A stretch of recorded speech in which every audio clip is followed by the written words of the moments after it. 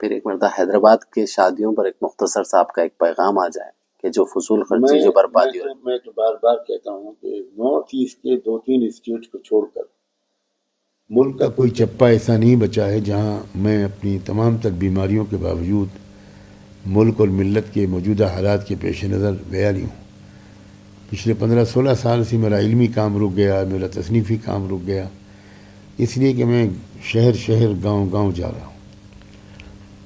حیدرآباد میں صلاحیتیں بہت ہیں، لیکن مجھے بہت دکھ کے ساتھ یہ کہنا پڑ رہا ہے کہ حیدرآباد کے لوگوں سے زیادہ، خاص طور پر مسلمانوں نے حیدرآباد سے زیادہ اپنے مال اور خوشحالی کو ویسٹ کرنے والے کہیں کے مسلمان کم سے کم میں نے نہیں دیکھے.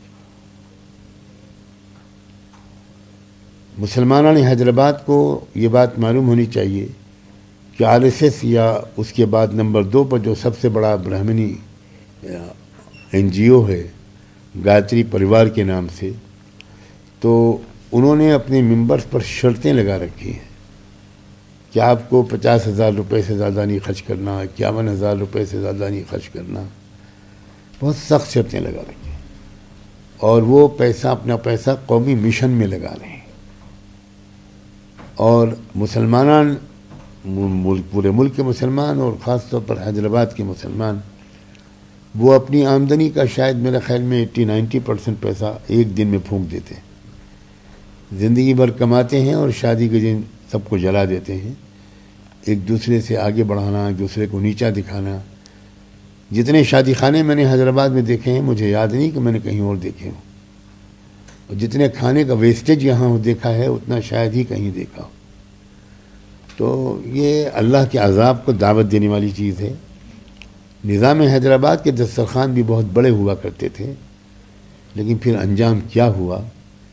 تو اللہ تعالیٰ کبھی بھی کسی طاقت کو بھی کھڑا کر دیتا ہے، لیکن وہ تو ڈنڈا ہوتا ہے، پیچھے اللہ کا ہاتھ ہوتا ہے. میں بہت محبت اور احترام کے ساتھ مسلمانوں نے حیدرآباد سے درخواست کروں گا کہ آپ کچھ کریں یا نہ کریں، اپنے مال کے خرچ کی ترتیب کو درست کریں.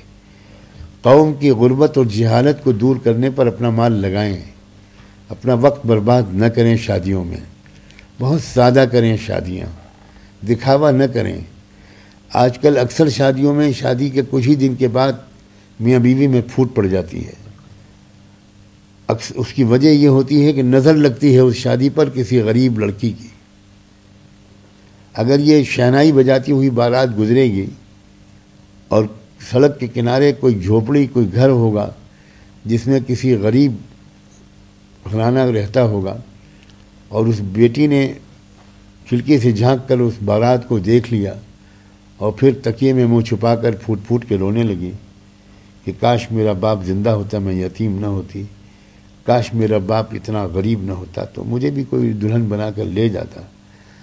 مجھے ڈر ہے کہ اس غریب لڑکی کی آہ اگر لگ گئی تو ساری دنیا کے تعویذ لکھنے والے تعویذ لکھتے رہیں گے، لیکن جو عذاب اس لڑکی کی آہ کی وجہ سے اس شادی شدہ جوڑے پر آئے گا اسے کوئی تعویذ ٹال نہیں سکتا.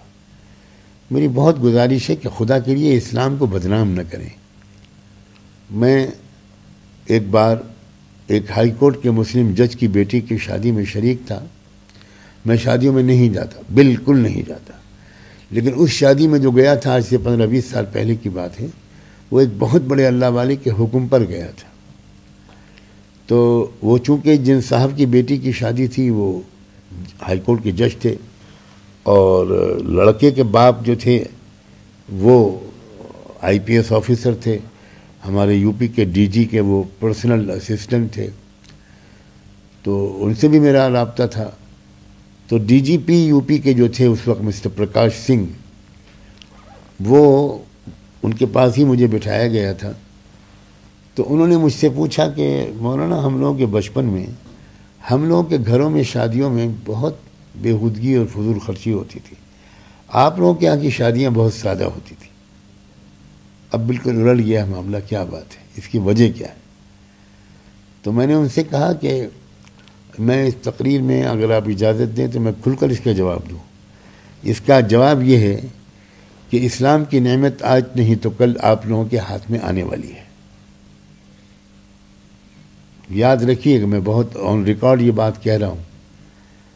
اللہ تعالیٰ جب ایک حد تک مہلت دیتا ہے کسی مسلمان نسل کو، لیکن جب مسلمان صرف نسلی مسلمان رہ جاتے ہیں اور اسلام کا بڑا حصہ ان کی زندگی سے نکل جاتا ہے، تو اللہ تعالیٰ اس قوم کو اسلام سے محروم کر کے دوسری قوم کو اسلام کی نعمت دیتے ہیں، جیسے تاتاریوں کے زمانے میں ہو چکا ہے، اور تاریخ اپنے آپ کو بار بار دہراتی ہے۔ اس وقت بھی آپ دیکھیے کہ فلسطینی قوم کی ہمت، بہادری اور ہر حال میں اللہ کا شکر ادا کرتے رہنے کے ان کے عادت کو دیکھ کر سینکڑوں اور ہزاروں لوگ مغرب میں مسلمان ہو گئے، اور روز یہ سلسلہ جاری ہے۔ تو یہ مسلمان جو ہو رہے ہیں یہ اتفاقی واقعہ نہیں ہے، ہمارے اندر سے اسلام جا رہا ہے، دوسری قوموں کو مل رہا ہے اور ملے گا۔ ایک وقت آئے گا کہ ہماری ملک کی اقوام کو بھی یہ نعمت ملے گی۔